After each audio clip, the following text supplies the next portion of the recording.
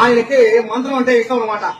కాబట్టి రామమంత్రం మంత్రం చెప్పేటప్పుడు చక్కగా ఆయనకి వినపడుతుంది. కాబట్టి ఆ మంత్రాన్ని కూడా భద్రశైల రాజ మందిర శ్రీరామచంద్ర బాహు మధ్య విలసితేంద్రియ భద్రశైల రాజ మందిర శ్రీరామచంద్ర బాహు మధ్య విలసితేంద్రియ వేద వినుత రాజ మండల శ్రీరామచంద్ర ధర్మ కర్మ యుగళ మండల వేద వినుత రాజ మండల శ్రీరామచంద్ర ధర్మ కర్మ యుగళ మండల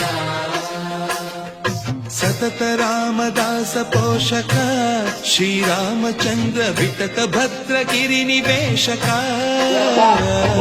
భద్రశైల రాజ మందిర శ్రీరామచంద్ర